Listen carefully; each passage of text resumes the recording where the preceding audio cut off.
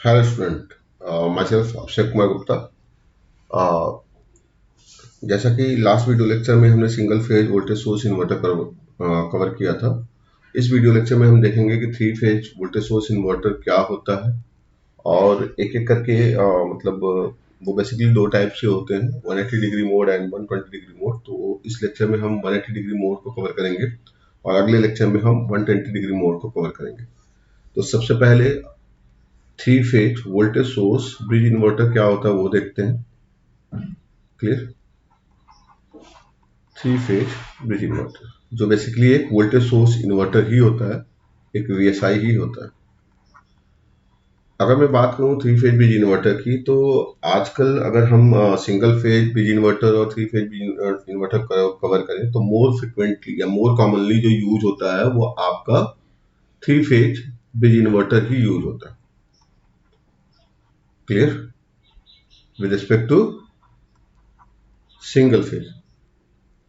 Clear? उसके पीछे reason भी है। ठीक है, मोर कॉमनली इसलिए यूज होता है क्योंकि आप थ्री फेज ब्रिज इन्वर्टर को देखेंगे तो ये एक एडजस्टेबल फ्रीक्वेंसी पे आपको आउटपुट प्रोवाइड कर सकता है, जो कि एक इंडस्ट्रियल एप्लीकेशन के लिए बहुत सी बेसिक सी नीड होती है। क्लियर? ठीक है, this provide output at adjustable frequency.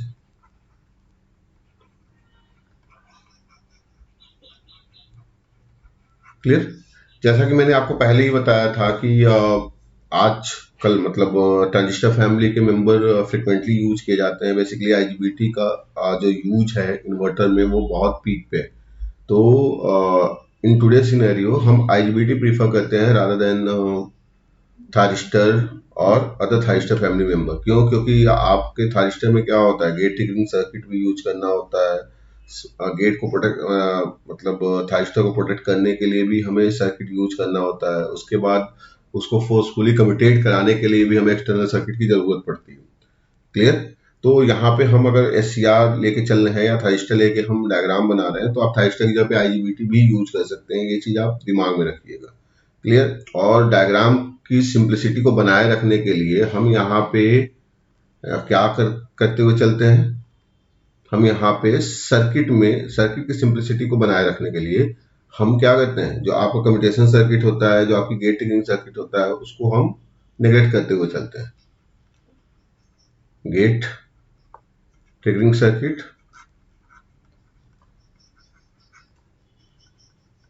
And force commutation circuit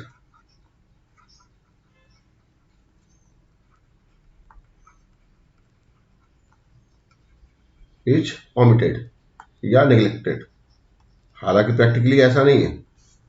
clear? और ये omitted क्यों कर रहे हैं हम? To make simplicity of the circuit, ताकि हम आसानी से सर्किट को समझ सकें कि सर्किट ऑन होने के बाद आपका क्या स्विच ऑन होने के बाद आपका बिहेवियर सर्किट का क्या बन रहा है, कैसे बन रहा है। ठीक है, ये सारी चीजें। क्लियर? तो एक बार डायग्राम पे फोकस करते हैं कि डायग्राम क्या होता है आपका। ब्रिज इन्वर्टर है तो ऑब्वियस सी बात है कि ब्रिज टाइप ही कुछ कॉन्फ़िगरेशन होगा। तो देखते हैं यहाँ पे, ये आपका voltage source. Clear? Voltage source के पैरेलल में हम यहाँ पे एक कैपेसिटर यूज करते हैं। कैपेसिटर क्यों यूज करते हैं?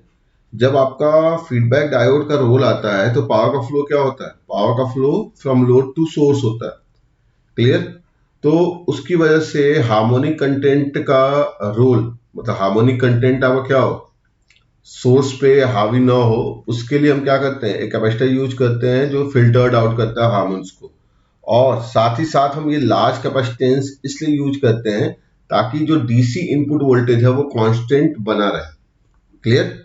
ठीक है, तो हम लार्ज साइज का कैपेसिटेंस पैरेलल में इसलिए यूज करते हैं कि पहली चीज क्या होगी कि डीसी कांस्टेंट वोल्टेज बना रहे हैं, और दूसरी चीज क्या होगी कि आपका अगर फीडबैक हो रहा है power from load to source तो उस कंडीशन में आपका हार्मोनिक फिल्टर आउट हो सके। क्लियर? ऑब्वियस सी बात है, फीडबैक डायोड यहाँ पे होता ही होता है। तो यहाँ पे आप क्या करेंगे, यहाँ पे हम 6 पेयर यूज करते हैं। 6 पेयर क्यों यूज करते हैं, क्योंकि एक आपका रिटर्न पाथ को रिप्रेजेंट करेगा, क्लियर, दोनों के बीच का जो फेजर डिफरेंस होगा वो 180 डिग्री के इक्विवेलेंट होगा, और एक आपका फॉरवर्ड पाथ को रिप्रेजेंट करेगा, क्लियर, ठीक है। तो एक पॉजिटिव ग्रुप का एलिमेंट हो गया, दूसरा आपका नेगेटिव ग्रुप का एलिमेंट हो गया। इसी तरह आपको क्या करना पड़ेगा, तीनों फेज के लिए बनाना पड़ेगा। ये एक फेज के लिए हो गया, क्लियर, पॉजिटिव एंड नेगेटिव, फिर ऐसे ही दूसरे फेज के लिए,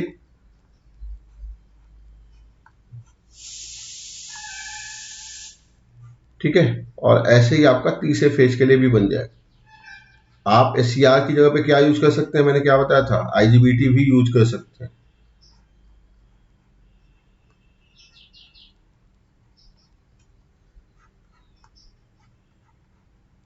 नॉमिनेचर वैसे ही होगा जैसा कि आपने रेक्टिफायर में देखा था। रेक्टिफायर में मैंने पूरे डिटेल में बताया था कि नॉमिनेचर आपको 3 फेज के लिए कैसे रखना है, ताकि एक सीक्वेंस बन सके स्विचिंग पैटर्न का।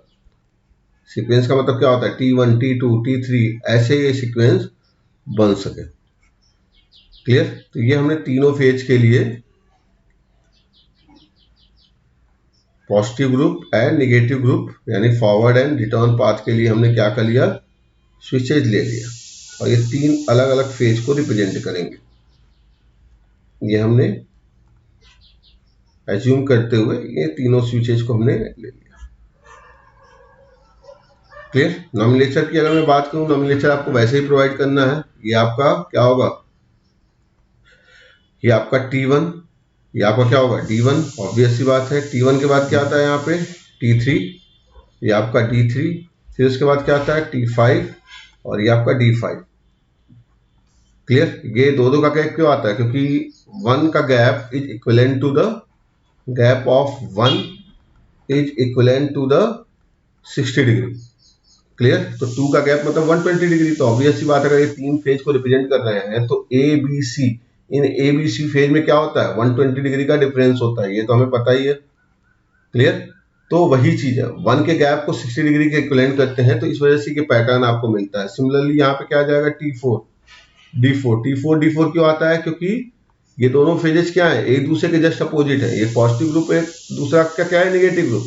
तो दोनों एक दूसरे का अपोजिट होने का मतलब क्या हो गया, दोनों के बीच का गैप कितना आएगा, 180 डिग्री। 180 डिग्री का मतलब 3 into 60, 3 into 60 का मतलब 3 का गैप आना, ठीक है। सिमिलरली यहाँ पे T6 एंड D2, और चूंकि आप 6 ही स्विच यूज कर रहे हैं तो T5 बाय T8 नहीं लिखेंगे, T5 - 3 यानी यहाँ पे आ जाएगा आपका T2 एंड D2। तो ना नॉमिनेचर आपको ऐसे ही करना, क्लियर है चीज, ठीक है। अब हम देखते हैं 3 फेज लोड के साथ हम इसको कनेक्ट करें, क्लियर। तो 3 फेज लोड के साथ इसे कनेक्ट करें। ये मान लिया हमने phase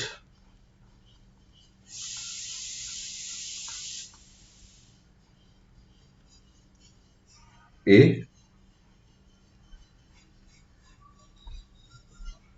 phase B and phase C,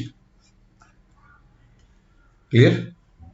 यानी आप अगर इसको, और एक चीज ध्यान रखिएगा, हम स्टार कॉन्फ़िगरेशन ही बनाते हैं। यहाँ पे हम इम्पीडेंस लेके चल रहे हैं, पर फेज Z है,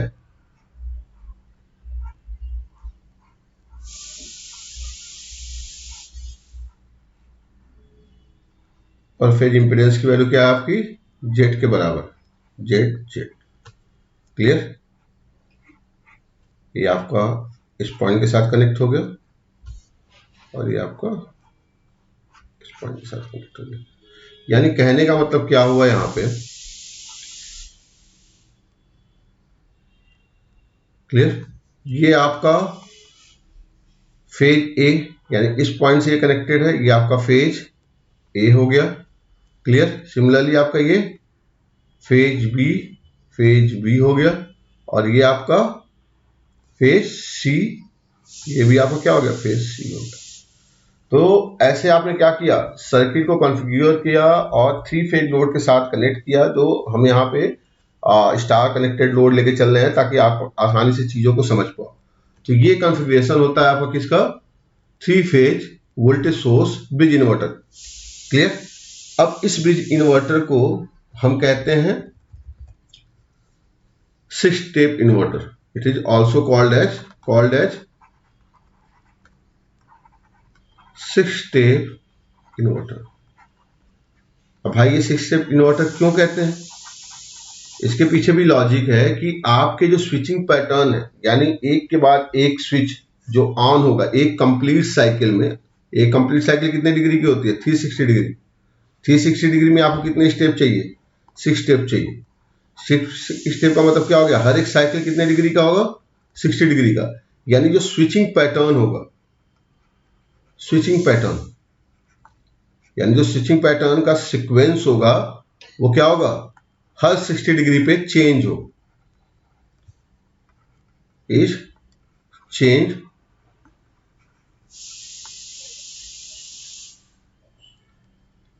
clear in each 60 degree. Clear? Her 60 degree के बाद आपका वो पैटर्न क्या होगा? चेंज होता जाएगा। क्लियर? और एक प्रॉपर सीक्वेंस में चेंज होगा, इन अ प्रॉपर सीक्वेंस। अभी हम देखेंगे स्विचिंग पैटर्न तो आपको क्लियर हो जाएगा। एक प्रॉपर सीक्वेंस में आपका क्या होगा? ये 60 डिग्री का पैटर्न चेंज होता जाएगा। क्लियर? यानी एक आपका स्विच ऑन है, फिर 60 डिग्री के बाद कोई दूसरा स्विच ऑन हो जाएगा, फिर 60 डिग्री के बाद कोई दूसरा स्विच ऑन हो जाएगा। मतलब यहाँ पे क्या है? यहाँ पे 6 स्विचेज है, तो 6 स्विचेज के लिए ये पैटर्न बनेगा T1 T2 T3 T4 T5 T6 ऐसे। तो एक ये प्रॉपर सीक्वेंस में आपका पैटर्न बनना है, तो इसलिए हम इसको 6 स्टेप इन्वर्टर भी कहते हैं, क्योंकि यहाँ पे आपको 6 साइकिल मिलता है इन अ कंप्लीट साइकिल, यानी 6 स्टेप मिलते हैं। क्लियर? ठीक है। तो नेक्स्ट हम देखते हैं कि आपके जो 3 फेज ब्रिज इन्वर्टर होते हैं, ये 2 टाइप के होते हैं basically. 3 phase VSI, bridge VSI, ये 2 टाइप के होते हैं। एक आपका 180 डिग्री मोड,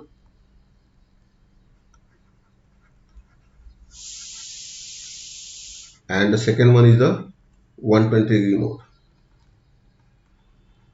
क्लियर? तो सबसे पहले हम यहाँ पे स्टार्ट करने जा रहे हैं 180 डिग्री मोड।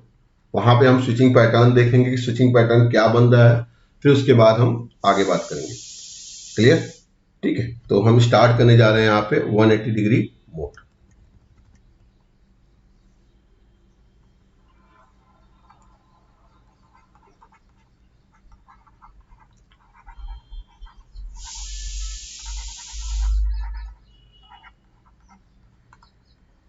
क्लियर? अब देखिए स्विचिंग पैटर्न क्या बनेगा, उसके लिए थोड़ा सा सर्किट पे हम ध्यान देते हैं। सर्किट आपका ये है। क्लियर? ये आपकी सर्किट है।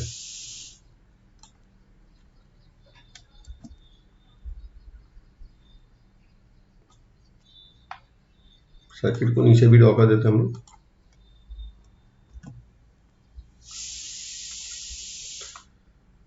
तो अगर आप यहां पे ध्यान दो, ठीक है, T1 T4 ये एक आर्म से जुड़ा हुआ है, T3 T6 एक आर्म से जुड़ा हुआ है, और T5 T2 एक आर्म से जुड़ा हुआ है। तो जो स्विचिंग का पैटर्न बनेगा वो क्या होगा? T1 ऑन होने के 180 डिग्री के बाद आपका T4 ऑन होगा, T6 ऑन होने के 100 मतलब फिर उसके बाद T3 और T6 के बीच में भी 180 डिग्री का गैप आएगा, और T5 और T2 के बीच में भी 180 डिग्री का गैप आएगा। सेम आर्म, अगर मैं बात करूं यहाँ पे सेम आर्म से क्या क्या अटैच है? T1 and T4। ऑब्वियस सी बात है 180 डिग्री का गैप आना है इन दोनों के बीच में। सिमिलरली आपका T3 एंड T6 भी है, 180 डिग्री का गैप आना है। Clear? And T5 and T2 है, इसमें भी 180 डिग्री का गैप आना है। लेकिन इसके साथ साथ हमें एक चीज और ध्यान रखनी है कि A, B और C में जो फेज सीक्वेंस होता है, इनके बीच में जो फेजर डिफरेंस होता है वो 120 डिग्री का होता है। यानी B A से 120 डिग्री लैग करता है, C B से 120 डिग्री लैग करता है। तो जो T1 T3 T5 इसमें भी क्या होगा? 120 डिग्री का डिले हो, यानी T1 ऑन होने के 120 डिग्री के बाद आपका T3 ऑन होगा, फिर उसके 120 डिग्री के बाद आपका T5 ऑन होगा। क्लियर। और फिर जब T5 ऑन हो जाएगा, T5 के 180 डिग्री के बाद आपका T2 होगा। क्लियर। आपका T3 ऑन हो रहा है तो T3 के 180 डिग्री के बाद T6 होगा, और T1 ऑन हो रहा है तो T1 के 180 डिग्री के बाद T4 होगा। क्लियर। तो सबसे पहले हम क्या करेंगे इसके लिए कि आप जो सेम आर्म है उसका फिर सीक्वेंस बनाएंगे, फिर उसके बाद हम जो 3 अलग अलग फेजेज हैं उनके लिए सीक्वेंस ड्रॉ करेंगे। क्लियर। ठीक है, तो देखते हैं।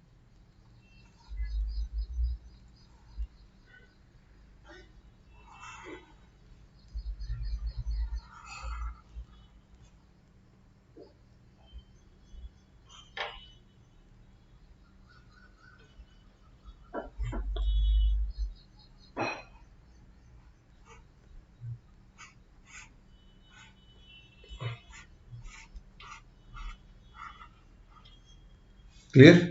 ठीक है, जैसे यहां पे ये एज्यूम करिए कि आपका T1 को क्या किया गया, 180 डिग्री के लिए ऑन कर दिया हमने। ठीक है, ये आपका क्या हो गया एंगल 180 डिग्री। 180 डिग्री के बाद क्या ऑन होगा आपका, ऑब्वियस सी बात है T4। क्लियर। फिर T4 के 180 डिग्री के बाद क्या ऑन होगा आपका, फिर से T1, और यही स्विचिंग पैटर्न आपका चलता रहे। T1, फिर आपका T4, फिर आपका T। क्लियर। ठीक है, अब बढ़ते हैं नेक्स्ट सीक्वेंस की तरफ, यानी दूसरे आर्म पे। दूसरा आर्म क्या है, T3 और T6 का।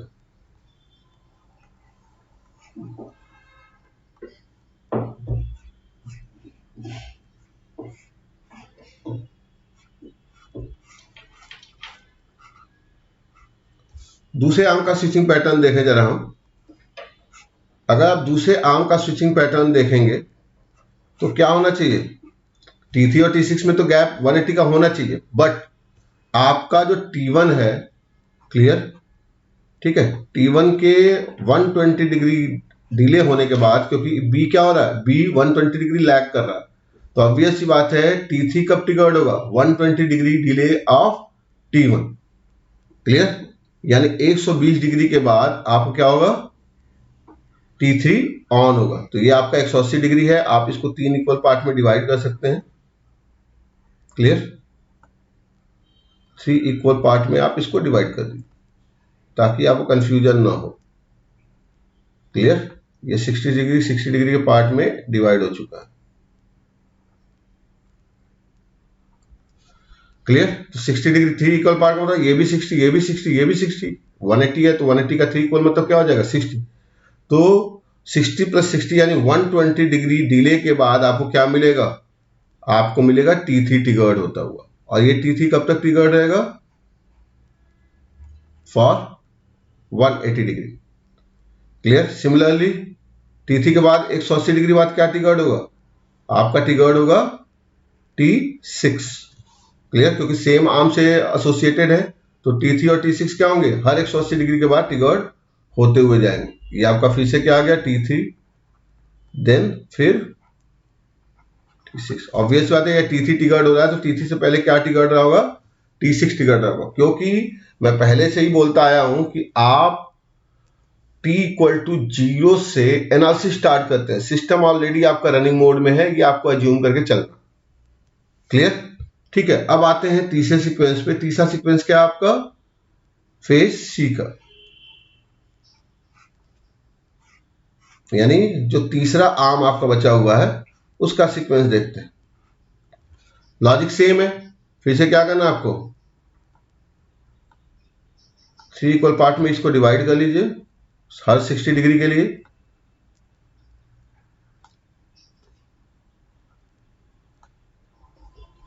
क्लियर। अब क्या है, यहां पे क्या मिलेगा आपको, T5। T5 में भी क्या होगा, 120 डिग्री का डिले होगा विद रिस्पेक्ट टू T3। यानी T3 जहां पे ऑन हो रहा है उससे 120 डिग्री डिले के बाद आपको क्या हो जाना है, T5 ट्रिगर्ड हो जाना। क्लियर।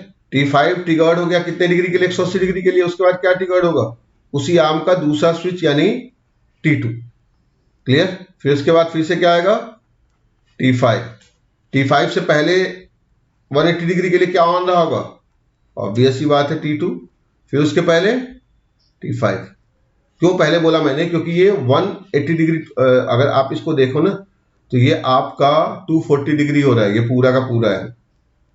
क्लियर, यानी यहां तक आपका 240 हो रहा है, तो 180 डिग्री के लिए आपका T2 हो गया और बचे हुए 60 डिग्री के लिए T5 ट्रिगर्ड हो। क्लियर। क्यों, क्योंकि स्विचिंग पैटर्न आप t इक्वल टू 0 से ना स्टार्ट करते हैं, ना कि सिस्टम स्टार्ट करते हैं। ये चीज आपके दिमाग में होना चाहिए। क्लियर। और यहाँ पे क्या आएगा आपका T2। सिमिलरली ऊपर क्या आएगा आपका T3 और यहाँ क्या आएगा आपका T4। क्लियर। और यही स्विचिंग पैटर्न आपका बार बार रिपीट होता रहेगा। क्लियर है चीज, ठीक है। तो मेरे ख्याल से आपको क्लियर हुआ होगा कि स्विचिंग पैटर्न कैसे ऐसे बन रहा है। क्लियर, ठीक है। अगर आप यहां पे देखेंगे तो देखिए सीक्वेंस क्या बन रहा है। थोड़ा सा हम सीक्वेंस पे फोकस करते हैं। सीक्वेंस आप अगर ध्यान से देखोगे, देखो मैंने क्या कहा था आपसे कि हर 60 डिग्री पे आपका स्विचिंग पैटर्न चेंज होता जाएगा।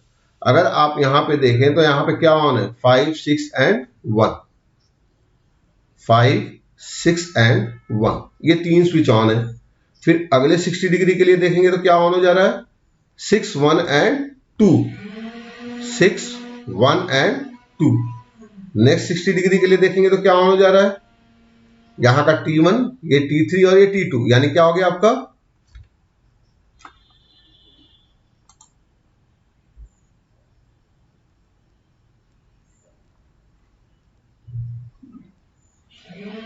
क्लियर, क्या हो गया आपका ऑन 1, 2 एंड 3। क्लियर, यहां का T1, ये आपका T3 और ये T2, तो सीक्वेंस क्या बन गया 1, 2 एंड 3 का। फिर नेक्स्ट 60 डिग्री के लिए देखें क्या हो जा रहा है, यहां पे 2, 3 एंड 4। 2, 3 एंड 4। क्लियर। फिर नेक्स्ट 60 डिग्री के लिए देखें क्या पैटर्न बन जा रहा है, 3, 4 एंड 5। तो एक प्रॉपर सीक्वेंस मिल रहा है आपको। क्लियर। फिर नेक्स्ट 60 डिग्री के लिए 4, 5 एंड 6। फिर उसके बाद फिर से आपका 5, 6 एंड 1। क्लियर, ठीक है। तो यही पैटर्न आपका बनता जाएगा और यही पैटर्न बार बार आपका रिपीट होता जाएगा। क्लियर, ठीक है।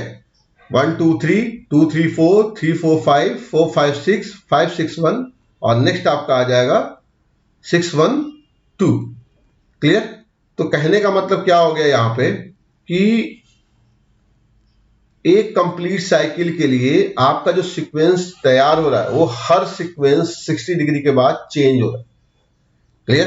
पहले 60 डिग्री में स्विच नंबर 5 यानी थाइस्टर 5, 6 और 1 ऑन था। फिर दूसरे वाले 60 डिग्री में क्या हो जा रहा है आपका 5 ऑफ हो जा रहा है, ऑन क्या हो जा रहा है, 2 ऑन हो जा रहा है। क्लियर। इसी तरह आगे बढ़ेंगे तो 6 ऑफ हो जा रहा है, 3 ऑन हो जा रहा है। तो ये पैटर्न एक बन रहा है 1, 2, 3, 2, 3, 4, 3, 4, 5, 4, 5, 6, 5, 6, 1 एंड 6, 1, 2। यानी टोटल अगर आप इसी पे फोकस करें तो टोटल कितने पल्स बन रहे हैं, 6 पल्स बन रहे हैं। इसीलिए हम इसको 6 स्टेप इन्वर्टर भी कहते हैं। क्लियर। तो ये आपका स्विचिंग पैटर्न होता है for 180 degree mode VSM। Clear. अब इस पैटर्न के लिए आपका जो वोल्टेज है, आउटपुट वोल्टेज, उसका वेवफॉर्म क्या आता है वो हम देखने जा रहे हैं यहाँ पे।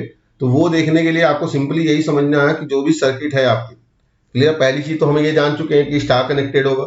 क्लियर। दूसरी चीज कि जो स्विच आपका ऑन है बस उसी चीज को आपको ऑन कराना है, बाकी स्विच क्या होंगे, ऑफ मोड में रहेंगे।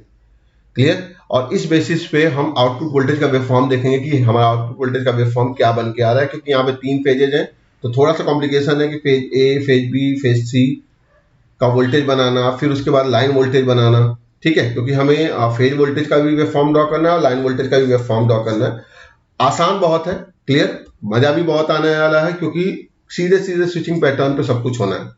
तो सबसे पहले हम स्टार्ट करते हैं कि आपका जो स्टेप 1 है, स्टेप 1 अगर हम देखें यानी आप एंगल कहां से कहां ले रहे हैं, 0 से लेके 60 डिग्री।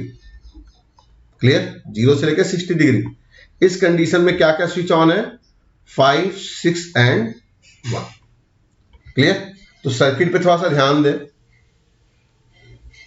सर्किट देखो यहां पे कौन सा स्विच ऑन है आपका, आपका स्विच ऑन है 5, क्लियर, यानी फेज सी का पॉजिटिव ग्रुप का स्विच ऑन है, क्लियर, और 6 यानी फेज बी का नेगेटिव ग्रुप का ऑन है, और 1 यानी फेज ए का पॉजिटिव ग्रुप का ऑन है। तो जरा डायग्राम बनाएं कि स्विच ऑन होने के बाद आपका डायग्राम क्या बन के आता है, उसको देखिए पहले।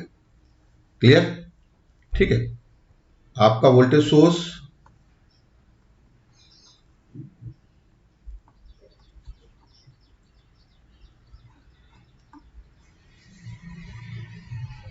वोल्टेज सोर्स Vs, यहां पे मैं कैपेसिटर नहीं बना रहा हूं तो इसके लिए कंफ्यूज मत होइएगा आप लोग। ये आपका T1 ऑन है, क्लियर, ठीक है। ये किससे कनेक्टेड है आपका, फेज ए से। और क्या ऑन है आपका, T5 ऑन है, क्लियर। ये किससे कनेक्टेड है आपका, फेज सी से। और क्या ऑन है आपका, T6 ऑन है। ये किससे कनेक्टेड है आपका, फेज बी से। क्लियर, अगर हम यहां पे डायग्राम बनाएं,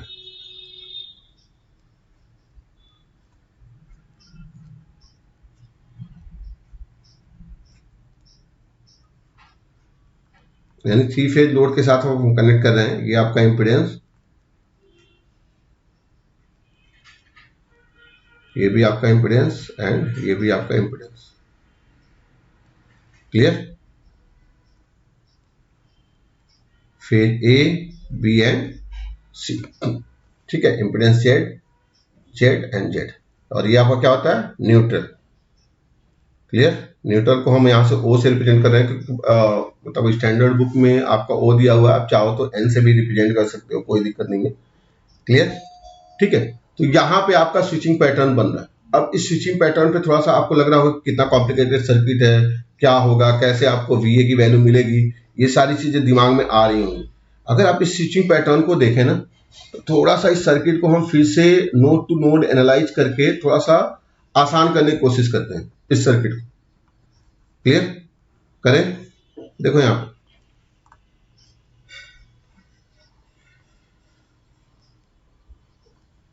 ये तो आपका शॉर्ट सर्किट हो गया है, यानी इस नोड को आप ए ले सकते हैं, क्लियर।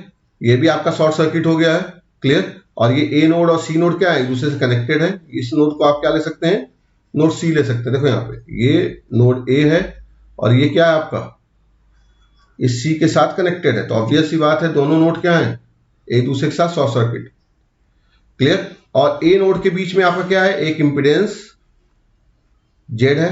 देखो यहाँ पे ये जो ए है, ए और न्यूट्रल के बीच में क्या आ रहा है आपका, एक इंपिडेंस जेड आ रहा है, तो मैंने यहाँ पे जेड इंपिडेंस पुट कर दिया। क्लियर, ये आपका न्यूट्रल यानी ओ पॉइंट हो गया। सिमिलरली सी और न्यूट्रल के बीच में भी क्या आ रहा है, एक इंपिडेंस आ रहा है जेड, यहां भी हमने ये कर दिया। सी और न्यूट्रल के बीच में एक इंपिडेंस जेड आ रहा है, क्लियर, और ये न्यूट्रल से कनेक्टेड है। ठीक है, अब हम आगे देख रहे हैं, आगे देखो,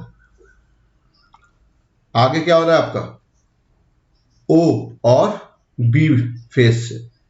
बी फेज किससे जुड़ा हुआ है, अगर आप ए फेज को देखो तो ए फेज किससे जुड़ा हुआ था आपका, पॉजिटिव टर्मिनल ऑफ वीएस से, जबकि वी फेज किससे जुड़ा हुआ आपका, शॉर्ट सर्किट होने के बाद नेगेटिव टर्मिनल ऑफ वीएस। तो ऑब्वियस सी बात है कि जो आपका वी फेज है वो नेगेटिव टर्मिनल ऑफ वीएस से अटैच है, और ओ और बी के बीच में क्या आ रहा है आपका, एक इंपिडेंस जेड आ रहा है, यानी न्यूट्रल और बी के बीच में एक इंपिडेंस जेड आ रहा है। सिंपल है, यहाँ पे ए और सी आपका पॉजिटिव ग्रुप का एलिमेंट है, क्योंकि T1 और T5 क्या है आपके पॉजिटिव ग्रुप के एलिमेंट, और T6 क्या आपका नेगेटिव ग्रुप का एलिमेंट है। नेगेटिव ग्रुप एलिमेंट होने का मतलब क्या हो गया, डीसी सप्लाई जो आप दे रहे हैं उसके नेगेटिव टर्मिनल से अटैच होगा। पॉजिटिव ग्रुप का एलिमेंट होने का मतलब जो आपका नोड होगा वो पॉजिटिव टर्मिनल से अटैच होगा, ये आपका वीएस होगा। क्लियर, अब तो आसान दिख रहा होगा। कि इसका मतलब वी ए ओ की वैल्यू, वी सी ओ की वैल्यू, वी बी ओ की वैल्यू क्या होगी। ठीक है, अब तो बता सकते हो ना। देखो यहाँ पे हम यहाँ पे सीधे सीधे वोल्टेज डिवाइडर रूल अप्लाई कर सकते हैं। देखो यहाँ पे ये दोनों क्या है, एक दूसरे के पैरेलल है। क्लियर, एक दूसरे के पैरेलल होने का मतलब क्या हो गया, वी ए ओ की वैल्यू क्या होगी, वी सी ओ के बराबर होगी, जो भी वैल्यू है। क्लियर, और ये दोनों एक दूसरे के पैरेलल हैं तो इक्विवेलेंट इंपीडेंस क्या हो जाएगा, ये आपका वी एस। क्लियर, दोनों एक दूसरे के पैरेलल हैं तो इक्विवेलेंट इंपीडेंस क्या हो जाना है, जेड है ना, तो जेड बाई टू, ये तो पढ़ा होगा आपने। Clear, one by Z plus one by Z तो क्या आ जाएगा, टू बाई जेड, और जेड बाई टू के बराबर आ जाएगा। क्लियर, और वी ए नोड और सी नोड क्या है, एक दूसरे शॉर्ट सर्किट है तो वी ए ओ की वैल्यू वी सी ओ के बराबर ही होनी। ये नोड आपका ए ऑब्लिक सी भी है। क्लियर, ठीक है, ये आपका न्यूट्रल, और यहाँ पे क्या है आपका जेड है, और ये जेड का जो निगेटिव ग्रुप का एलिमेंट है वो फेज बी से कनेक्टेड है। क्लियर, अब तो यहाँ पे वोल्टेज डिवाइडर हम सीधे सीधे अप्लाई कर सकते हैं। ये आपका वी एस है, ये आपका जेड बाई टू है, ये आपका जेड है, तो V A O equal to V C O equal to क्या आ जाना है, वोल्टेज डिवाइडर रूल क्या करता है, जिसके अक्रॉस आपको वोल्टेज निकालना है वो इंपीडेंस लिया, दोनों इंपीडेंस का सम किया इनटू टोटल वोल्टेज कितना है आपका वी एस, यहाँ पर क्या हो जाएगा V A O equal to V C O की वैल्यू। क्लियर, तो यहाँ पे हम जब इसको सॉल्व करेंगे तो ये वैल्यू हमारी निकल के आएगी, कैंसिल आउट कर दो तो क्या आ जाएगा, वी एस बाई थ्री के बराबर। क्लियर, ये वैल्यू क्या आ जाएगी आपकी, वी एस बाई थ्री के बराबर, टू से टू कैंसिल आउट हो गया, जेड से जेड कैंसिल आउट, तो ये वी एस बाई थ्री के बराबर आ गया। क्लियर, ठीक हो। अब गलती क्या करते हैं हम लोग, गलती करते हैं कि हम वीबीओ लिख के चले आते हैं, V S minus V S by three, यही करेंगे ना। आखिर में जो वोल्टेज बचा वो वोल्टेज क्या आएगा, बी के अक्रॉस, और इसको हम लिख के चले आते हैं two V S by three. ये आपका गलत है। गलत क्यों है, क्योंकि पावर का फ्लो ऐसे हो रहा है। ठीक है, तो ऑब्वियस सी बात है ये वोल्टेज ड्रॉप वी ए होगा तो अगले में वोल्टेज ड्रॉप क्या होगा, वी ओ बी के बराबर होगा, न कि वी ओ के बराबर।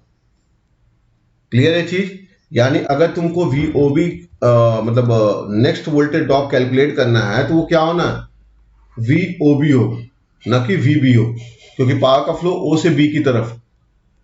क्लियर, तो यहां पे वोल्टेज डिवाइडर लगाएंगे तो क्या आ जाएगा, Z upon Z plus Z by two into V S, यानी ये वैल्यू कितनी आएगी, two V S by three के बराबर। ये तो आपको वी ओ बी मिल गया। आपको निकालना क्या है, फेज वोल्टेज निकालना है, यानी वीबीओ निकालना है। तो वीबीओ की वैल्यू क्या आ जानी है, माइनस ऑफ वीओबी के बराबर, यानी कितना आ जाएगा ये, minus two V S upon. Clear, यानी हमने क्या देखा यहां पे कि V A O equal to क्या आ रहा है, V A O equal to V C O, और इसकी वैल्यू क्या आ रही है, वी एस बाई थ्री के बराबर आ रही है। क्लियर, और वी बी ओ की वैल्यू क्या आ रही है आपकी, minus two V S by three के बराबर। क्लियर, हालांकि हम यहाँ पे ए फेज को बना के फिर उसके बाद बी फेज क्या होगा, उससे 120 डिग्री लैग करेगा, सी फेज क्या होगा, उससे 120 डिग्री लैग करेगा, हम सीधे सीधे वेव फॉर्म ड्रॉ कर सकते हैं, कोई इसमें दिक्कत नहीं। लेकिन फिर भी अगर आप मैथमेटिकल एनालिसिस कर रहे हैं तो आप ऐसे ही करते चलिए, आपको तीनों का वेव फॉर्म पैरेलली मिलता जाएगा। क्लियर, ठीक है, तो एक बार को जरा ये सीक्वेंस यानी 561 के लिए वेव फॉर्म ड्रॉ करते हैं, V A O, V B O और वी सी ओ का। क्लियर,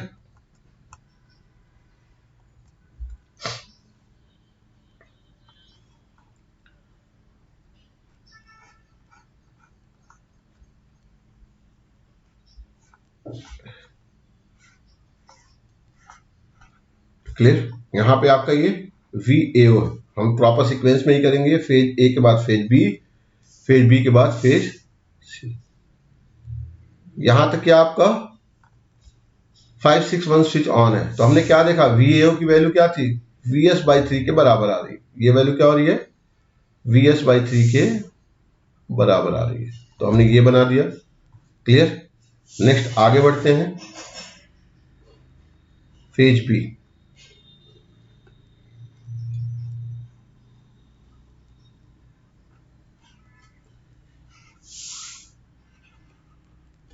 यानी VBO। VBO के लिए वेव फॉर्म बना होगा तो क्या आएगा, 60 डिग्री के लिए हमने क्या निकाला था वैल्यू, -2Vs/3। क्या निकाला था, -2Vs/3। यानी ये वैल्यू क्या थी आपकी, -2Vs/3 के बराबर। क्लियर, ठीक है, ना कि 2Vs/3। ये आपका हो गया VBO। क्लियर, ठीक है।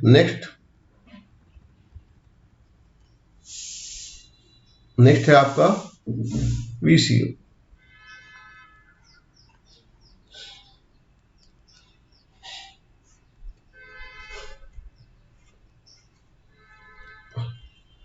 VCO का भी फॉर्म बनाएंगे तो भी क्या मिलेगा आपको, VAO के बराबर। क्लियर, यानी VCO का मैग्नीट्यूड जो मिल रहा है वो क्या मिल रहा है, Vs/3 के बराबर। ठीक है, तो ये पहले सीक्वेंस के लिए हमने वेवफॉर्म ड्रॉ कर लिया। अब नेक्स्ट सीक्वेंस में बढ़ते हैं, यानी 60 से लेके 120 डिग्री की तरफ। क्लियर, अभी तक हमने क्या देखा था, अभी तक हमने देखा 0 से 60 डिग्री। क्लियर, नेक्स्ट हम बढ़ते हैं sequence theta equal to 60 degree to 120 degree. अब इस सीक्वेंस में ऑब्वियस सी बात है, 561 के बाद क्या पैटर्न बन रहा है आपका, 612। क्लियर, 612 में आपका जो पॉजिटिव ग्रुप का एलिमेंट है वो क्या है, 1 है और कोई नहीं, यानी केवल और केवल 1 आपका पॉजिटिव ग्रुप का है, बाकी दोनों क्या है आपके निगेटिव ग्रुप के एलिमेंट। क्लियर, और आपको ये चीज क्लियर होना चाहिए, 1 आपका फेज ए है, 1। ठीक है, देखो अब बार बार हम ऐसी सर्किट बना के फिर उसको सॉल्व नहीं कर सकते, तो ये चीज आपको क्लियर होना चाहिए कि अगर आपका 1 है या फिर 4 है तो ये किससे एसोसिएटेड है, फेज ए से। 1 आपका पॉजिटिव ग्रुप से यानी पॉजिटिव टर्मिनल से अटैच होगा, 4 क्या होगा आपका वोल्टेज सोर्स के निगेटिव टर्मिनल से अटैच होगा। सिमिलरली आपका क्या होगा, 3 and 5, sorry 3 and 6। Clear, 3 and 6 किससे कनेक्ट होगा आपका, फेज बी से। बी से यानी ये पॉजिटिव ग्रुप का होगा, ये आपका निगेटिव ग्रुप का होगा। ठीक है, नेक्स्ट क्या आएगा आपका 5 एंड 2। 5 आपका पॉजिटिव ग्रुप से है, 2 आपका निगेटिव ग्रुप से, ये किससे कनेक्टेड है, फेज सी से। क्लियर, तो आपको सर्किट तुरंत बनाना है। क्लियर, उसको सोचना ही नहीं है। ठीक है, तो 612 है। ठीक है, या तो आप पूरे पूरे सर्किट पे जाइए उसके बाद एनालाइज करिए, लेकिन आप जब प्रैक्टिस कर लेते हो ना तो आसानी से सब चीजें इजीली ड्रॉ कर सकते हो। क्लियर, जैसे यहाँ पे 612 है, ये हमने वोल्टेज सोर्स बनाया। क्लियर, 612 का मतलब क्या हो गया, ये आपका फेज ए है, फेज ए से आपका स्विच 1 ऑन हो जाना है। क्लियर, ठीक है, क्योंकि वो पॉजिटिव ग्रुप का है इसलिए हमने पॉजिटिव टर्मिनल से जोड़ दिया, ये आपका न्यूट्रल है। ठीक, तो जब ये आपका ऑन हो जाना है तो ऑब्वियस सी बात है यहां पे क्या आ जाएगा, इंपेडेंस जेड। क्लियर, ए और न्यूट्रल के बीच में क्या होगा, इंपेडेंस जेड होगा। फिर उसके बाद क्या है, 6 और 2 है। क्लियर, 6 और 2 होने का मतलब क्या हो गया, यहां पे देखो 6 आपका निगेटिव ग्रुप का है, 2 भी आपका निगेटिव ग्रुप का है। क्लियर, जो आपका 6 है वो किससे कनेक्टेड है, फेज बी से। क्लियर, जो आपका 2 है वो किससे कनेक्टेड है, फेज सी से। क्लियर, ये भी इंपेडेंस जेड जेड। क्लियर, और ये दोनों निगेटिव ग्रुप के एलिमेंट है तो ऑब्वियस सी बात है किससे कनेक्ट हो जाएंगे, negative terminal of supply voltage. तो ये आपका एक पैटर्न बन जाएगा। क्लियर है चीज, ठीक है। तो आपको सीधे सीधे सर्किट ऐसे ही ड्रॉ करनी है, आपको सोचना ही नहीं है क्या चीज हो रहा है क्या चीज नहीं हो रहा। क्लियर, फिर से वही सारी चीजें हैं आपकी, वही सारे मैथमेटिकल एनालिसिस हैं। तो अगर आप यहाँ पे मैथमेटिकल एनालिसिस देखेंगे तो आपको अब तो ये क्लियर हो गया होगा कि अगर केवल जेड इंपिडेंस है तो उसके अक्रॉस वोल्टेज 2Vs/3 आना है। अगर Z/2 इक्विवेलेंट इंपिडेंस Z/2 है तो उसके अक्रॉस वोल्टेज आपका Vs/3 आना है। ये तो क्लियर हो जाना चाहिए अब तक। क्लियर, ज्यादा इंपिडेंस है तो वोल्टेज ड्रॉप भी ज्यादा होगा। क्लियर, तो यहाँ पे हम सीधे सीधे क्या लिख सकते हैं, VAO की वैल्यू क्या होगी, 2Vs/3 होगा। क्लियर, और VOB इक्वल टू VOC। ये चीज ध्यान रखना है आपको, पावर का फ्लो मैं फिर बोल रहा हूं, ऐसे हो रहा है तो ये O से B की तरफ आएगा, O से C की तरफ आएगा, और B और C क्या है, शॉर्ट सर्किटेड है, तो दोनों का पोटेंशियल सेम होगा, और इसकी वैल्यू क्या होगी, Vs/3 के बराबर होगी। क्लियर, ये ऑलरेडी हम कैलकुलेट कर चुके हैं। दो पैरेलल में है तो उसके क्रॉस वोल्टेज Vs/3, और सिंपल एक सिंगल है तो 2Vs/3। यानी कहने का मतलब क्या है यहाँ पे कि VBO इक्वल टू क्या हो जाएगा, VCO के बराबर, और उसकी वैल्यू क्या आ जानी है, -Vs/3 के बराबर।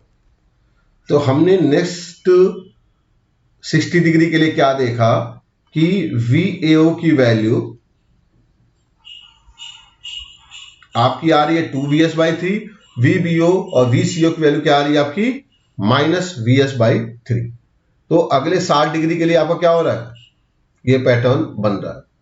तो अगले 60 डिग्री के लिए देखें, वेवफॉर्म ड्रॉ करें।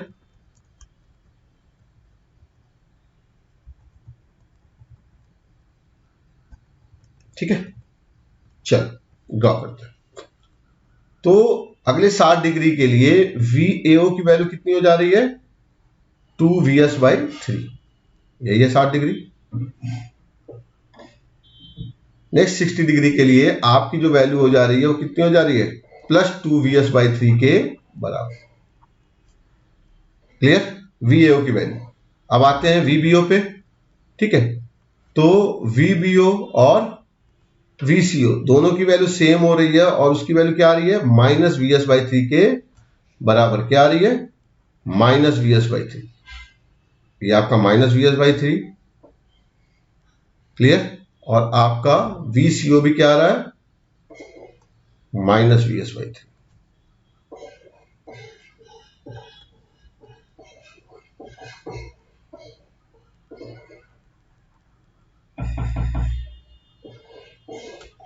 -Vs/3, ये भी आपका क्या हो रहा है, -Vs/3 आ रहा है।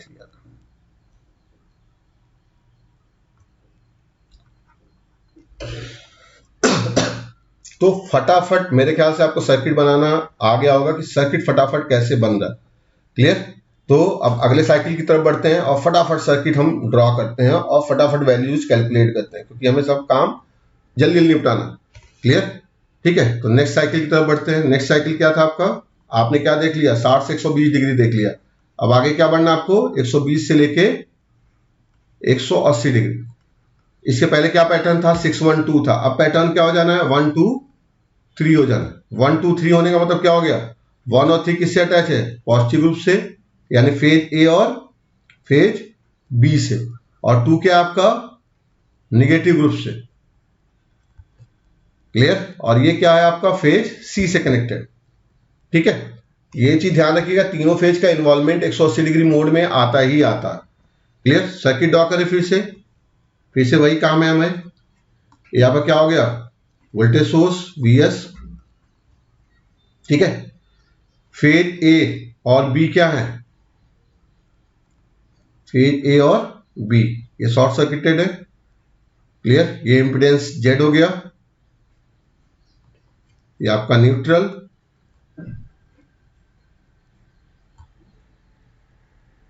क्लियर, इंपिडेंस Z ए और बी, और आपका सी का निगेटिव ग्रुप अटैच है। क्लियर, तो सी का निगेटिव ग्रुप का मतलब क्या हो गया, सी टर्मिनल निगेटिव टर्मिनल से अटैच हो जाएगा। क्लियर, ये हो गया सी। फिर से वही काम, यानी VAO इक्वल टू क्या होगा, VBO के बराबर, और इसकी वैल्यू क्या आएगी, Vs/3, क्योंकि दो पैरेलल में।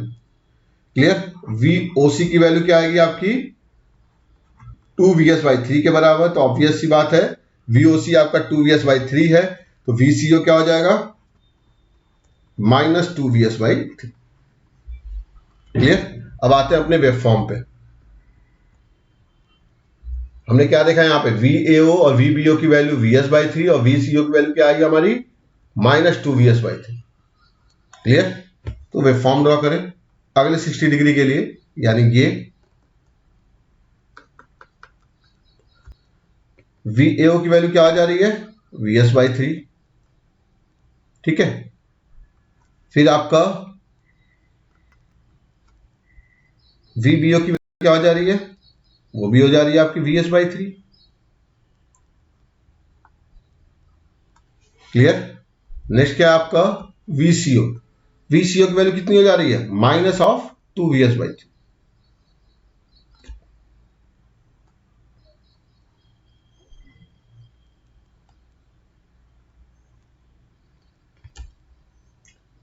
क्लियर, यानी ये वैल्यू क्या आ रही है,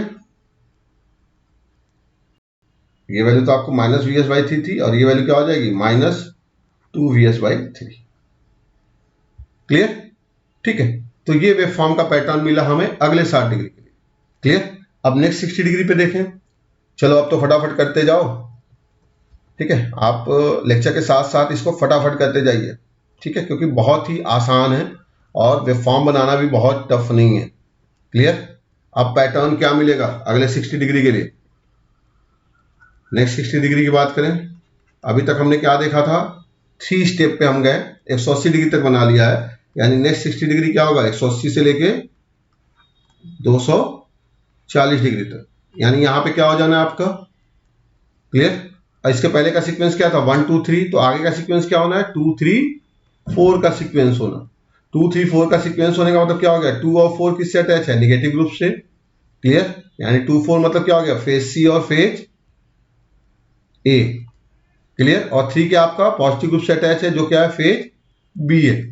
क्लियर, ठीक है। अब सर्किट फटाफट ड्रॉ करें। आपका सोर्स, ये क्या आपका पॉजिटिव ग्रुप से कौन सा फेज अटैच है, केवल और केवल बी फेज। यहां पे हमने क्या कर दिया, इंपीडेंस ले लिया जेड, ये आपका न्यूट्रल। क्लियर, और निगेटिव ग्रुप से क्या अटैच है आपका, phase A as well as phase C. ये दोनों आपके निगेटिव ग्रुप से अटैच है, क्योंकि 2 नंबर और 4 नंबर के स्विच ऑन है, यानी फेज ए और फेज सी, ये आपके जेड और जेड, ये आपका वोल्टेज वीएस। क्लियर, अब तो फटाफट करने आ ही गया होगा आप लोगों को, ठीक है। तो यहां पे क्या आ जाएगा, VBO की वैल्यू आ जाएगा आपकी 2VS/3 के बराबर। क्लियर, और VOA equal to VOC equal to क्या आएगा, VS/, मतलब क्या हो गया, VAO इक्वल टू क्या होगा, VCO के बराबर, और क्या हो जाएगा, जस्ट निगेटिव, यानी माइनस VS/3। तो हमने क्या देखा यहाँ पे कि VBO की वैल्यू हो गई 2VS/3 और VAO और VCO की वैल्यू हो गई माइनस VS/3। अब आते हैं अपने वेवफॉर्म पे, वेवफॉर्म का पैटर्न ड्रॉ करें आगे के 120 डिग्री के लिए, ठीक है। चल ड्रॉ करते हैं।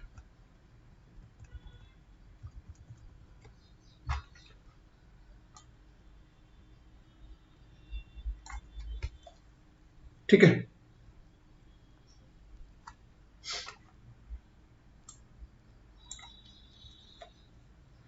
नेक्स्ट सीक्वेंस है आपका 2 3 4 का।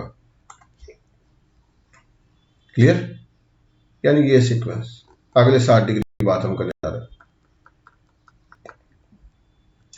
तो हमने क्या देखा, VAO की वैल्यू क्या आ जा रही है, माइनस ऑफ VS/3 के बराबर। क्लियर, और आगे बढ़े,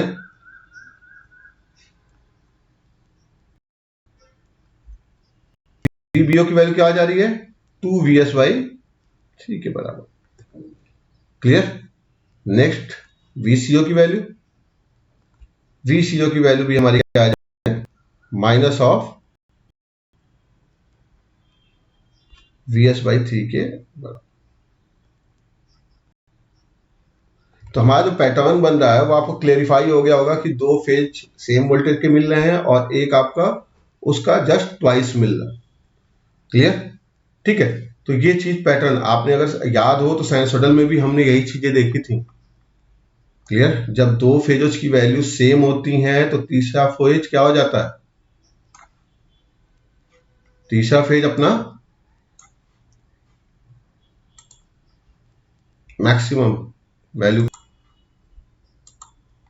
तो यहां पे आपको एक स्विचिंग पैटर्न जो है वो क्लियर हो गया होगा कि आगे का वेवफॉर्म कैसे जा रहा है। आप चाहो तो अगले साइकिल के लिए भी वैल्यूज कैलकुलेट कर सकते हो, लेकिन यहाँ पे हमने ये देख लिया है कि पैटर्न कैसे जा रहा है, तो हम आगे का वेवफॉर्म भी वैसे ही बना सकते हैं। हमें फिर दोबारा मतलब ऑन करके अलग अलग स्विचेज को और आगे की वैल्यू क्या आ रही है ये कैलकुलेट करने की जरूरत नहीं, क्योंकि एक प्रॉपर पैटर्न, एक प्रॉपर सीक्वेंस हमें दिख रहा है कि क्या बन रहा है। क्लियर, ठीक है। तो इस वजह से हम आगे का वेव फॉर्म भी उसी हिसाब से अब बनाने जा रहे हैं।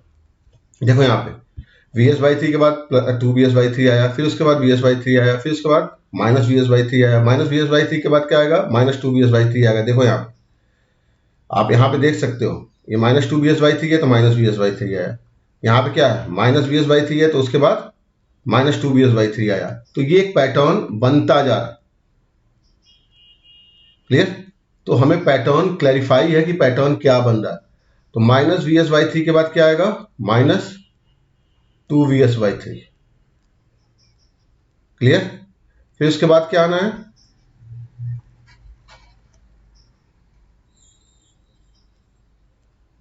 Minus two V S by three के बाद फिर से आपका minus V S by three.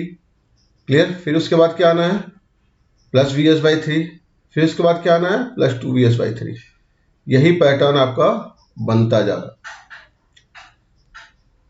Clear? तो ये एक साइकिल हमने कंप्लीट कर लिया है। ठीक है, आप चाहे तो आगे का भी वेव फॉर्म बना सकते हैं सिमिलरली यहां भी। क्लियर?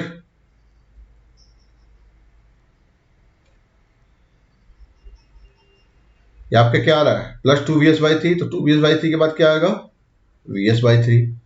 फिर इसके बाद क्या आएगा, minus V S by three.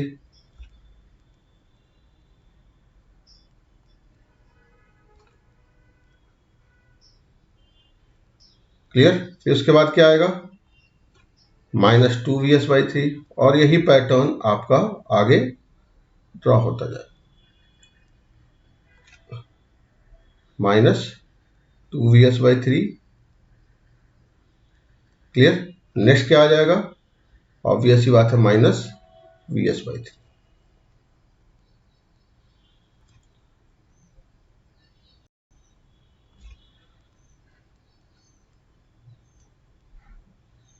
Clear?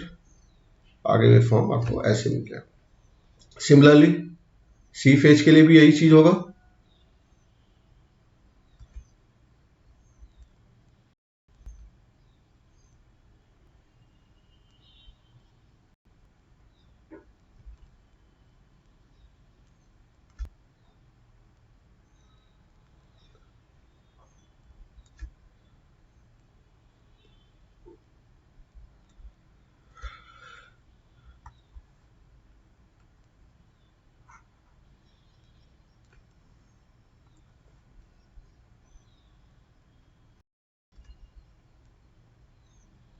ठीक है, सी फेज का भी पैटर्न देख लीजिए आप लोग। यहाँ पे क्या है आपका, minus V S by three. तो minus V S by three के बाद क्या आना है, plus V S by three. Plus V S by three के बाद क्या आना है, two V S by three. फिर उसके बाद क्या आना है, फिर से वी एस बाई थ्री। फिर उसके बाद क्या आना है, minus V S by three. ठीक है, फिर आगे आपका minus two V S by three. यही पैटर्न आपको मिलेगा। क्लियर? ठीक है, तो पैटर्न हमने क्लैरिफाई करके आगे के वेव फॉर्म को ऐसे ही ड्रॉ कर दिया। तो आपको मेरे ख्याल से क्लियर हुआ होगा कि कैसे वेव फॉर्म का पैटर्न जा रहा है। अब आप यहाँ पे इजीली विजुलाइज भी कर सकते हो कि आपका जो phase A, phase B, phase C है वो 120 डिग्री फेज शिफ्ट पे है कि नहीं। जैसे आप यहाँ पे ओरिजिन पे एनालिसिस स्टार्ट कर रहे हो, थीटा इक्वल टू जीरो पे, ओरिजिन से आपको वीए का वेव फॉर्म ये मिल रहा है। तो ओरिजिन से 120 डिग्री डिले होने के बाद यानी 60, हर एक साइकिल कितने डिग्री का है, 60 डिग्री का। इसके 120 डिग्री के बाद आपका किसका वेव फॉर्म स्टार्ट होना चाहिए, आपका वेव फॉर्म स्टार्ट होना चाहिए बी का। तो देखो यहाँ पे ये 60, क्लियर, और ये 60 कितना हो गया, 120। तो जो वेव फॉर्म यहाँ पे 0 से डिग्री से शुरू हो रहा था वो वेव फॉर्म यहाँ पे 120 डिग्री के बाद शुरू हो रहा है। सिमिलरली आपका सी का वेव फॉर्म क्या होगा, फेज ए से 240 डिग्री डिले के बाद शुरू होगा। क्लियर? ये 60, 60, 20, 120, 180 एंड 240। तो जो वेव फॉर्म आपका यहाँ पे ए का शुरू हो रहा था वही वेव फॉर्म यहाँ पे सी का शुरू हो रहा है 240 डिग्री डिले के बाद। क्लियर?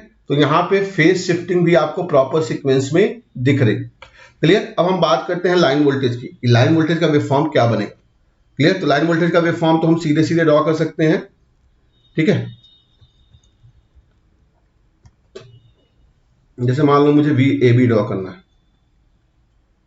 लाइन वोल्टेज का मतलब क्या हो गया, V A B, V B C, V C A, यही होता है ना। क्लियर? और V A B, V B C, V C A में भी 120 डिग्री का गैप होता है। अब हम लाइन वोल्टेज ड्रॉ करने जा रहे हैं। क्लियर। अगर मैं वी ए बी की बात करूं तो वी ए बी क्या होता है, एक तरह से V A minus V B का डिफरेंस, और V A minus V B मतलब क्या हो गया, V A neutral minus V B neutral, यही तो होता है। क्लियर। तो यहाँ पे देखें कैसे आपका वी ए बी का वेव फॉर्म बनेगा। तो यहाँ पे हमें किस पे फोकस करना है, ए और बी के वेव फॉर्म पे। तो 60 डिग्री के लिए क्या हो रहा है आपका, वी ए की वैल्यू, वी ए नॉट की value we S by three, और वी बी की वैल्यू क्या आ रही है, minus two V S by three. तो दोनों का जब डिफरेंस लेंगे तो क्या आएगा, V S minus three minus minus V S by three कितना हो जाएगा, वी एस के बराबर। क्लियर। जब आप ये वैल्यू माइनस करेंगे वी एस बाई थ्री में से, minus minus of two V S by three करेंगे तो माइनस माइनस प्लस हो जाएगा। तो ये कितना आ जाएगा, we S by three plus two V S by three, यानी वी एस के बराबर। यानी क्या देख रहे हैं आप, 60 डिग्री के लिए वैल्यू क्या आ रही है, V S by sorry V S के बराबर। अगले 60 डिग्री के लिए भी देख लेते हैं। अगले 60 डिग्री के लिए वी ए की वैल्यू क्या आ रही है, two V S by three, और वी बी की वैल्यू क्या आ रही है, minus V S by three. फिर वैल्यू क्या हो जानी है, two V S by three minus of minus V S by three, कितना हो जाएगा, अगेन वी एस के बराबर। यानी 120 डिग्री तक आप क्या देख रहे हो, जो वी ए बी की वैल्यू आ रही है वो आपकी आ रही है वी एस के बराबर। कितना आ रहा है, वी एस के बराबर। वी आ रहा है आपका वी एस। क्लियर। अब आगे बढ़ते हैं। आगे देखो, फिर से वही चीज। अब 120 से लेके 180 डिग्री के बीच में वी ए नॉट की वैल्यू कितनी है, V S by three. V B naught की वैल्यू भी कितनी है, वी एस बाई थ्री। दोनों का डिफरेंस लेंगे तो क्या आ जाएगा, दोनों पॉजिटिव है, दोनों का डिफरेंस क्या आ जाएगा, इक्वल है वैल्यू। तो दोनों का difference we S by three minus V S by three यानी जीरो। क्लियर। ठीक है। यानी अगले 60 डिग्री के लिए वोल्टेज की वैल्यू कितनी आ गई, जीरो।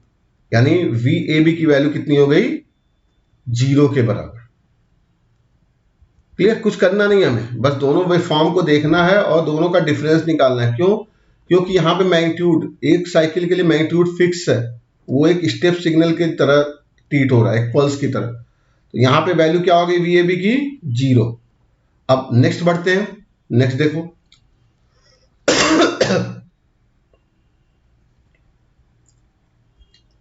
180 से लेकर 240 के बीच में देखो, वी ए नॉट की वैल्यू क्या है, minus V S by three, और वी बी नॉट की वैल्यू क्या है, two V S by three. तो अगर आप वी ए बी निकालोगे तो minus V S by three minus two V S by three, कितना आ गया, ये V A minus V B कर रहे हैं ना, तो कितना आ गया, माइनस वी एस के बराबर। क्लियर। तो यहां पे वैल्यू कितनी आ जाएगी, माइनस वी एस। अगले भी देख लो 60 डिग्री के लिए, यहां पे क्या हो रहा है value, minus two V S by three. यहां पे वैल्यू क्या है, plus V S by three. तो V A minus V B करेंगे तो क्या आ जाएगा, फिर से वही चीज आएगी, minus two V S by three minus V S by three and minus V S के बराबर। यानी अगले 120 डिग्री के लिए आपको जो वोल्टेज मिल रहा है, लाइन वोल्टेज, वो कितना मिल रहा है, माइनस वी एस के बराबर। कितना मिल रहा है, माइनस वी एस के बराबर। यानी अगले 120 डिग्री के लिए आपको वी ए बी की जो वैल्यू मिल रही है वो माइनस वी एस के बराबर मिल रही है। ये वैल्यू क्या है, माइनस वी एस। क्लियर। फिर आगे भी देख लीजिए। ठीक है। यहां पे देखिए, हमने कहां तक देख लिया था, 300 डिग्री तक देख लिया था। ठीक है। अब यहां पे देखिए, ये वैल्यू कितनी है आपकी, minus V S by three. Voltage V B की भी कितना आ रहा है, minus V S by three. Again क्या हो जाएगा, दोनों वैल्यू सेम है तो दोनों का डिफरेंस कितना आ जाएगा, जीरो। क्लियर। दोनों का डिफरेंस क्या आ जाना है, जीरो। क्लियर। यानी अगले 60 डिग्री के लिए फिर से वोल्टेज की वैल्यू कितनी आ गई, लाइन वोल्टेज की वैल्यू जीरो आ गई। एक साइकिल हमने कंप्लीट कर लिया और यही साइकिल बार बार आपकी रिपीट होती रहेगी। ये वैल्यू क्या आ गई, जीरो। क्लियर। फिर इसके बाद क्या होगा, फिर से सेम साइकिल रिपीट हो जाना है, प्लस वी एस 120 डिग्री के लिए, फिर इसके बाद वैल्यू जीरो, फिर आपका निगेटिव। अगले 60 डिग्री के लिए जीरो, फिर आपका निगेटिव। ये आपका वोल्टेज का वेव फॉर्म चलता रहेगा। ये आ गया वी ए बी। क्या वीबीसी को भी हमें ऐसे ही कैलकुलेट करना होगा सर, जी नहीं। वीबीसी को केवल और केवल क्या करना है आपको, 120 डिग्री शिफ्ट कर देना, 120 डिग्री डिले कर देना है। क्यों, क्योंकि वीबीसी क्या होता है, वीएबी से 120 डिग्री लैग करता है, वीसीए क्या होता है, वीबीसी से 120 डिग्री लैग करता है। तो ये डिफरेंस निकालने की जरूरत नहीं है, हालांकि आप निकाल भी सकते हो, लेकिन जब आपको पता है कि तीनों फेज के बीच में फेजर डिफरेंस इतना है तो आप सीधे सीधे वेव फॉर्म ड्रॉ किया करो। क्लियर? ये एंगल कितना है? 120 डिग्री के बराबर। क्लियर? तो जो वेव फॉर्म यहाँ पे 0 से शुरू हो रहा था वही वेव फॉर्म क्या होगा यहाँ पे 120 डिग्री से शुरू होगा। तो 120 डिग्री के लिए क्या मिलेगा आपको? Plus V S. अगले 60 डिग्री के लिए क्या होगा? 0। फिर अगले 120 डिग्री के लिए क्या मिलेगा आपको? Minus V S. फिर अगले 60 डिग्री के लिए क्या होगा? 0। फिर आपका प्लस वी एस। क्लियर? इसके पीछे का भी तो वेव फॉर्म बनाना होगा। क्लियर? तो ऑब्वियस सी बात है, इसके पीछे का वेव फॉर्म क्या होगा कि 60 डिग्री के लिए वैल्यू 0 और उसके पहले वैल्यू माइनस 20। क्लियर? ये तो क्लियर हो गया होगा कि हर 60 डिग्री पल्स के लिए आपका जो वोल्टेज है वो 0 हो रहा है। क्लियर? 120 डिग्री के लिए आपको पल्स मिल रहा है लाइन वोल्टेज का, फिर उसके बाद 60 डिग्री के लिए 0 हो रहा है, फिर 120 डिग्री के लिए नेगेटिव पल्स, फिर उसके बाद 0। तो यही सीक्वेंस आपका बार बार रिपीट होता जा रहा है। क्लियर? ऐसे ही वीसीए का देख लें। वीसीए का वेव फॉर्म क्या होगा?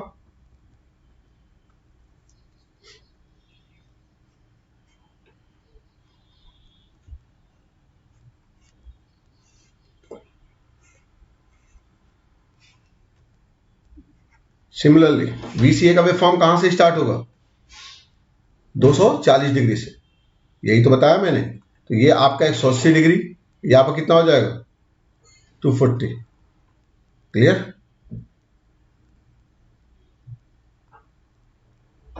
क्लियर? या तो आप ये समझ लो जहां से आपका बीसी का वेव फॉर्म जो है वो 120 डिग्री डिले हो जाएगा, या ए बी के रेस्पेक्ट में वो 240 डिग्री से स्टार्ट होगा। तो क्या होगा यहाँ पे? 240 डिग्री से स्टार्ट होने का मतलब 120 डिग्री के लिए आपको वीएस मिलेगा, फिर अगले 60 डिग्री के लिए 0, फिर उसके बाद 120 डिग्री के लिए फिर से आपका माइनस वीएस, फिर अगले 60 डिग्री के लिए 0, फिर उसके बाद पॉजिटिव। यही वेव फॉर्म आपको रिपीट होता रहेगा। फिर इसके पीछे का भी वेव फॉर्म बना ले। 60 डिग्री के लिए 0, फिर उसके बाद negative pulse minus V S का। क्लियर? फिर अगले 60 डिग्री के लिए 0। ठीक है? ये आपका किसका वेव फॉर्म हो जाएगा? बीसीए का वेव फॉर्म। तो अपने कैसे बना लिया इसको? केवल और केवल फेज शिफ्टिंग, यानी जो फेज एक बैलेंस कंडीशन में 120 डिग्री का जो लैग होता है, लैग का मतलब डिले होता है, उसके बेसिस पे आपने वीएबी, वीबीसी और वीसीए का वेव फॉर्म ड्रॉ कर लिया। क्लियर? ठीक है। तो मेरे ख्याल से आपको क्लियर हुआ होगा कि कैसे आपको ये वेव फॉर्म ड्रॉ करना है। अब हम बात करते हैं परफॉर्मेंस पैरामीटर के एनालिसिस की। तो परफॉर्मेंस पैरामीटर का जो एनालिसिस है, ठीक है,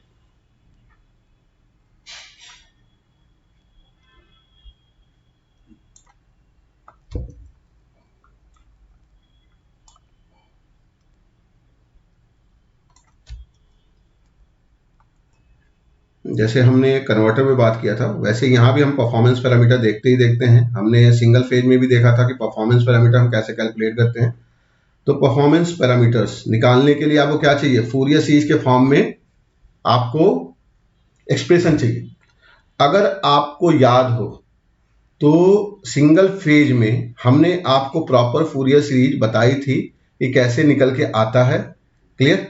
तो ये डिसकॉन्टिन्यूअस, यहाँ पे क्या हो रहा है? वोल्टेज का फॉर्म, अगर लाइन वोल्टेज को देखें तो लाइन वोल्टेज क्या हो रहा है? डिसकॉन्टिन्यूअस आ रहा है।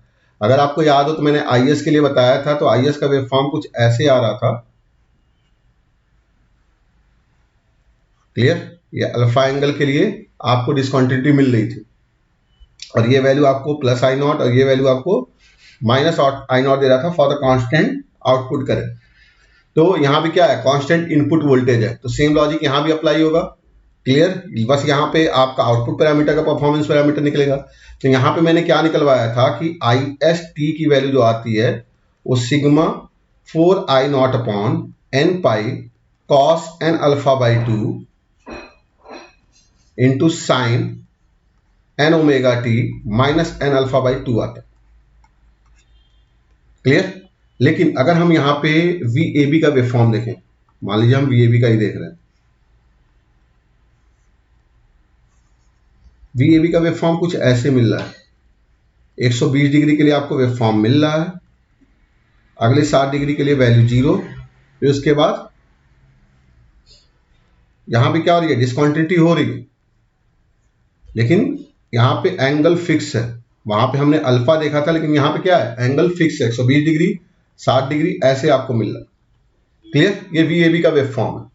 ठीक है, तो अगर यहाँ पे देखो इस और इस वेव फॉर्म को आप कंपेयर करो, तो अगर ये चीज, ये जो अल्फा दिख रहा है, अगर ये सिग्नल आपका अल्फा से डिले हो जाता है, यानी लीड कर जाता है, लीड करने का मतलब क्या हो गया, प्लस अल्फा जुड़ जाना, यानी अगर यही सिग्नल आपका ऐसे शुरू होता, ऐसे, ये आपका अल्फा रहता। क्लियर? आपका वैल्यू 0 पे शुरू होने के बजाय ये आपका एक तरह से क्या हो गया, पूरा का पूरा कर अल्फा एंगल शिफ्ट कर गया। क्लियर? पूरा का पूरा एंगल क्या हो गया, अल्फा एंगल शिफ्ट कर गया। इसी को हम लीडिंग बोलते हैं। क्या बोलते हैं? लीडिंग, क्योंकि सिग्नल और पहले टाइम से ही स्टार्ट हो जा रहा है। तो इसके लिए जो एक्सप्रेशन आता, वो एक्सप्रेशन क्या होता, बस minus N alpha by two की जगह पे क्या हो जाता, plus N alpha by two हो जाता, और कुछ नहीं होता। क्यों? क्योंकि प्लस अल्फा से ये लीड कर गया, तो minus N alpha by two plus N alpha आ जाता, क्योंकि nth हार्मोनिक से आता है तो एन अल्फा आएगा ही आएगा। तो यहाँ पे क्या हो जाता, sigma 4i0 upon N pi cos N alpha by two into sine, N common ले लो, मान लो एन कॉमन ले लिया, तो omega T minus alpha by two plus alpha, क्योंकि प्लस अल्फा से ये लीड कर जा रहा है, तो इसलिए एक्सप्रेशन में ये आ गया। तो ये एक्सप्रेशन क्या हो जाएगा, sigma 4i0 upon N pi cos N alpha by two sine N omega T plus N alpha by two के बराबर। क्लियर? तो सेम चीज यहां भी है। वीएबी का वेव फॉर्म कहां से शुरू हो रहा है, यहां से शुरू हो रहा है। क्लियर? यानी अगर मैं इसके लिए क्या करूंगा, फूरियर सीरीज का एक्सपेंशन लिखूंगा, तो क्या लिखूंगा, देखो यहां पर अल्फा की वैल्यू कितनी है, यहां पे 60 डिग्री। 60 डिग्री का मतलब कितना हो गया, पाई बाई 3। ये चीज तो क्लियर है सबको? क्लियर? क्योंकि अल्फा यहां पे फिक्स है, तो यहां पे V S V A B T की वैल्यू क्या लिखोगे आप, sigma N equal to, odd harmonics होते हैं ये तो पता ही है ना, 1 3 5 डॉट डॉट, यहां पे क्या आ जाएगा, तो यहाँ पे आपको आई नॉट था, तो वैल्यू क्या थी, 4i0 अपॉन एन पाई था। यहाँ पे क्या है, वी एस है, तो ऑब्वियस सी बात है क्या हो जाएगा, 4vs upon N pi cos N alpha by two, N alpha की वैल्यू कितनी है यहाँ पे, पाई बाई 3 अपॉन 2।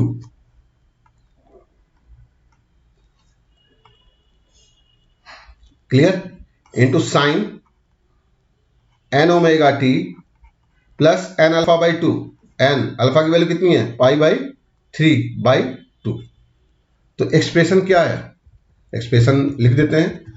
वहां पे मैंने पूरी एनालिसिस बताई थी कैसे आप वैल्यू कैलकुलेट करते हैं।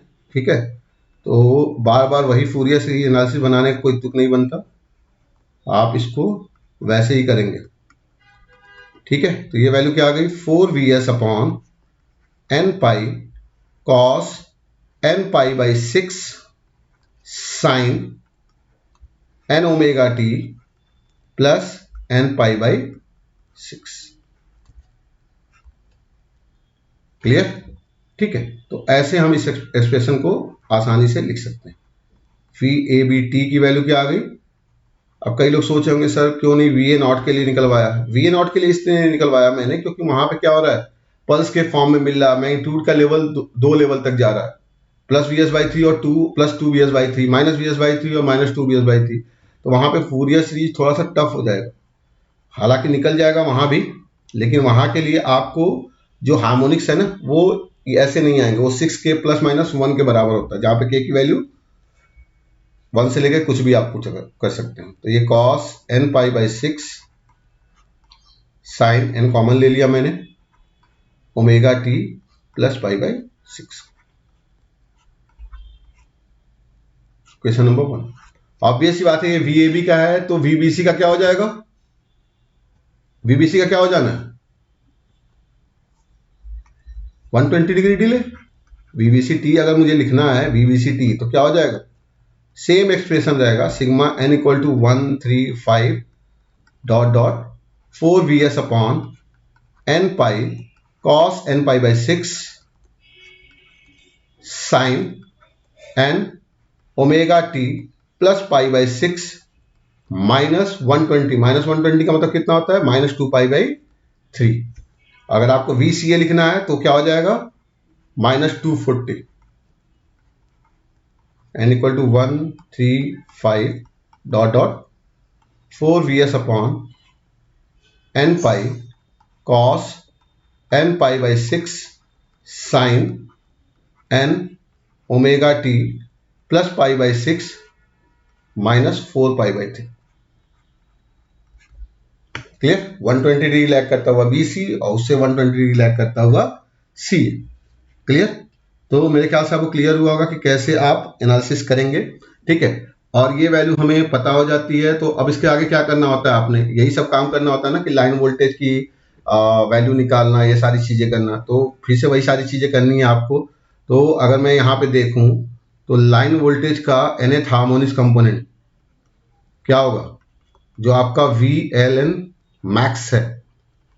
क्लियर? उसमें क्या करते हैं आप? √2 से डिवाइड कर देते हैं। तो VLN मैक्स कितना है? 4 VS upon n pi cos n pi by 6।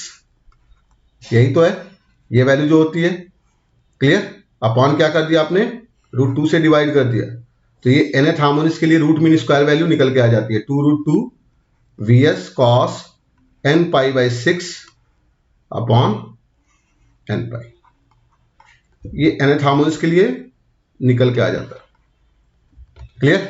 और इस तरह से लाइन वोल्टेज की आप फंडामेंटल वैल्यू पुट कर सकते हैं, n की वैल्यू 1 पुट करके। Clear? Root mean square value आपको ओवरऑल निकालना है, तो ओवरऑल वैल्यू तो आपको सिग्नल से ही मिलेगा। क्लियर? सिग्नल से जैसे हम रूट मीन स्क्वायर वैल्यू निकालते हैं, तो VAB को आपको सिग्नल दिया हुआ है, उससे V0R की वैल्यू निकालनी है, तो आप आसानी से कैलकुलेट कर सकते हैं।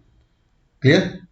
ठीक है, इस तरह से आप पूरी एनालिसिस कर सकते हैं और फाइंड आउट कर सकते हैं। जैसे मान लो हमने क्या किया, यहाँ पे लाइन वोल्टेज का फंडामेंटल वैल्यू क्या हो जाएगा? n की वैल्यू 1 पुट कर दो तो क्या आ जाएगा? ये 2√2 VS cos pi by 6 by pi.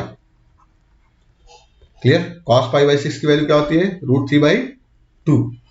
Clear? तो ये क्या आ जाएगा? √6 VS अपॉन पाई। क्लियर? ये आपको लाइन वोल्टेज मिल गया, किसका? फंडामेंटल का। फंडामेंटल। क्लियर? अब आपको overall root mean square value निकालनी है, यानी VL निकालना है। ये कैसे निकालेंगे आप? तो ये तो मैंने तरीका आपको बताया ही है। सिंपली क्या करते हैं हम, हमें लाइन वोल्टेज का वेव फॉर्म पता है। ये आपको लाइन वोल्टेज का वेव फॉर्म पता है। 120 डिग्री के लिए साइकिल मिल रहा है, फिर 60 डिग्री के लिए 0, फिर 120 डिग्री के लिए निगेटिव। तो हमें क्या करना है? इसी का रूट मीन स्क्वायर वैल्यू निकालना। क्लियर? तो रूट मीन स्क्वायर वैल्यू क्या कहता है? पहले आप इसका स्क्वायर करो, फिर इसका मीन निकालो, फिर इसका अंडर रूट कर लो। तो चूंकि एक स्क्वायर सिग्नल है, और ये स्क्वायर सिग्नल आप क्या करेंगे? अगर आप मान लीजिए VL है, तो VL का स्क्वायर आप करोगे तो VL का स्क्वायर आपको क्या देगा? यही तो देगा, वैल्यू 0। निगेटिव भी क्या हो जाएगा? पॉजिटिव हो जाएगा। ये आपको क्या मिलेगा? VL का स्क्वायर ही मिलेगा। तो 120 डिग्री में कितने डिग्री के लिए पल्स मिल रहा है आपका? 180 डिग्री ही है ना। यहाँ पे 180 डिग्री का साइकिल हो जा रहा है स्क्वायर फंक्शन के लिए। तो 180 डिग्री के लिए कितने डिग्री के लिए पल्स मिल रहा है? 120 डिग्री के लिए। तो VL की वैल्यू क्या हो जाएगी? क्या तरीका बताया था मैंने? आपका VS फिक्स है, अंडर रूट कितने डिग्री के लिए पल्स मिल रहा है? 120 डिग्री के लिए। और कितने डिग्री के साइकिल पे मिल रहा है? 180 डिग्री के साइकिल पे, क्योंकि स्क्वायर वेव फॉर्म ही आ रहा है। क्लियर? तो ऑब्वियस सी बात है कि VL की वैल्यू क्या हो गई? यहाँ पे VL की वैल्यू होगी VS अंडर रूट 2/3। क्लियर? ये आपको VS मिल जाएगा। ठीक है, ऐसे ही आप overall root mean square value calculate करते हैं। फिर उसके बाद तो आपको पता ही है क्या करना है। क्लियर? ठीक है, total harmonic distortion, voltage distortion factor, ये सारी वैल्यूज कैसे कैलकुलेट करनी है, चीज आपको क्लियर है। फेज वोल्टेज आपको निकालना है, तो फेज वोल्टेज की वैल्यू क्या होगी? VL/√3 के बराबर। ये तो आपको पता ही है। चाहे आपको फंडामेंटल वैल्यू निकालनी है, तो VP1 की वैल्यू क्या होगी? VL1/√3 के बराबर। आप फंडामेंटल वैल्यू कैलकुलेट कर सकते हैं। क्लियर? तो बाकी सारी चीजें आपको ऑलरेडी क्लास में कराई गई है। लास्ट क्लास में भी मैंने बताया था कि वोल्टेज डिस्टॉर्शन फैक्टर की वैल्यू क्या होती है। ठीक है, V01 अपॉन मतलब V0R के बराबर। फिर उससे हम टोटल हार्मोनिक डिस्टॉर्शन निकाल लेते हैं। ये सारी वैल्यूज आप कैलकुलेट करके परफॉर्मेंस पैरामीटर की एनालिसिस कर सकते हैं। तो मेरे ख्याल से आपको क्लियर हुआ होगा कि 180 डिग्री मोड VSI क्या होता है। नेक्स्ट लेक्चर में हम देखेंगे 120 डिग्री मोड VSI और उसके क्या एडवांटेजेस।